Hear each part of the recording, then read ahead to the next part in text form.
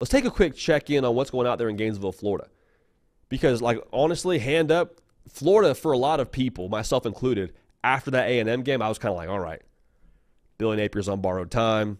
We'll see what they are here these next couple of weeks. Who's the next head coach at Florida? That was the discussion we all started to have. Now, you fast forward the tape, after a couple of big-time wins, after a top 10 win over Ole Miss, Florida now, I'll say this, I don't think it's that crazy to say that the Gators have the brightest future in this Sunshine State going into 2025. More on that in a second. Make sure you're subscribed right here to the On3 YouTube channel. I prefaced it before in the live show. Want you all a part of this. Want you dialed in. It's college football, nothing but college football. We appreciate you in advance for that. So what's clear to me about Florida right now is Billy Napier, for all of the flack that he has caught, has built an actual foundation to his football team. And the reason why we can say that safely is because Florida, they've taken haymakers on the jaw a lot this year. The Miami game, bam, right across the chin. The Texas A&M game, bam, right in the occipital lobe. I don't even know where that is, but it probably hurt. That was Florida early on. And just like one of my favorite movies in Kicking and Screaming, like Will Ferrell said, I took a punch from Mike Ditka. Florida took a punch from Miami, took a punch from A&M. They did not go down. They wobbled a little bit, but they did not go down. Why don't you fall over when you got strong legs? What are your legs? The base, the foundation of who you are. That's Florida right now.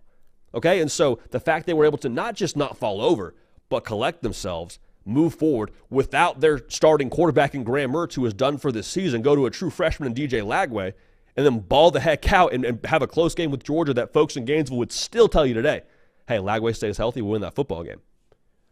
It sounded a little more crazy in that moment after the Georgia game than it does right now after you beat LSU and Ole Miss in back-to-back weeks. There is a legitimate product in Gainesville.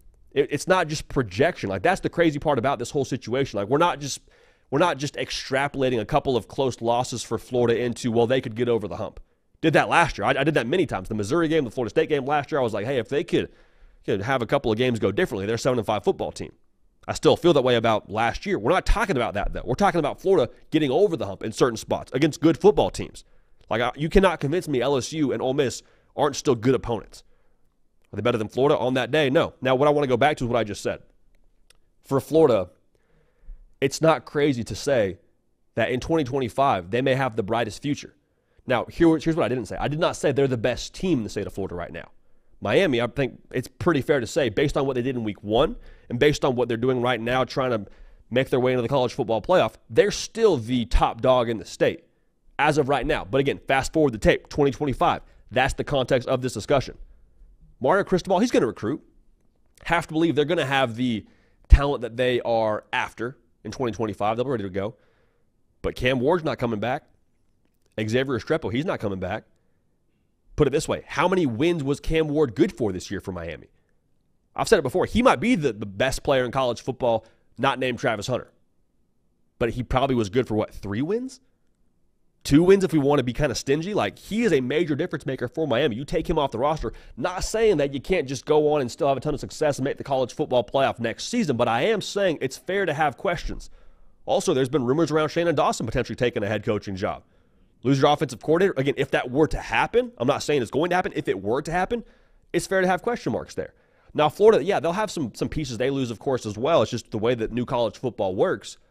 But Florida has finished the year so strong with wins over LSU and Ole Miss with to be honest here, a less than 100% healthy DJ Lagway, without your best weapon in Eugene Wilson. And also, they've had to overcome a ton of noise this year for Florida.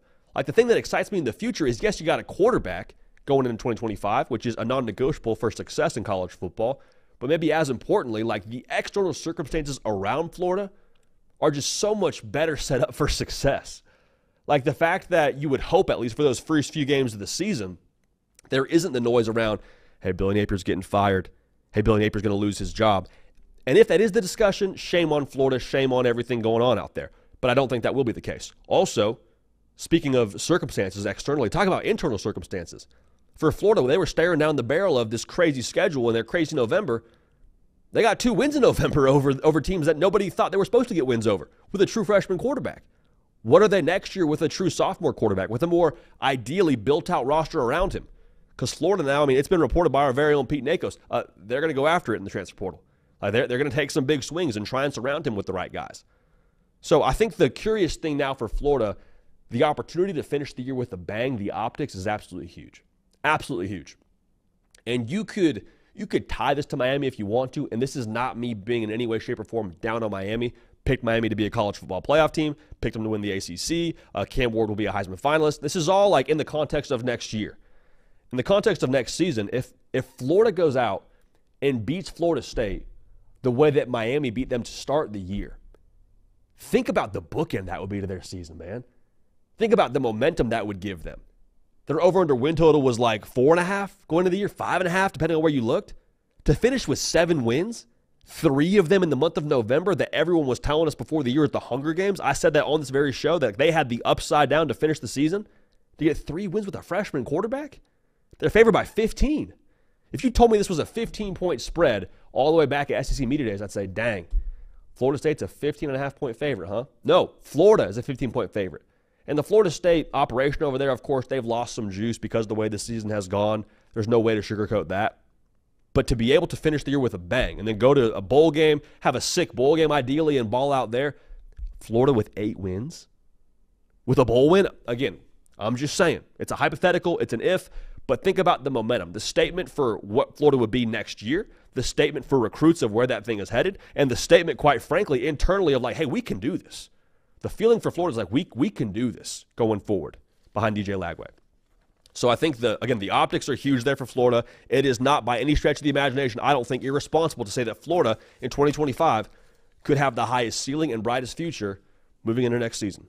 So we'll unpack that when we get there. It's going to be wild, man. It's going to be wild. I cannot wait to watch what Florida does here surging towards National Signing Day if they do finish the year with a bang. And I cannot wait to see what they do in the transfer portal. That's the curious part to me.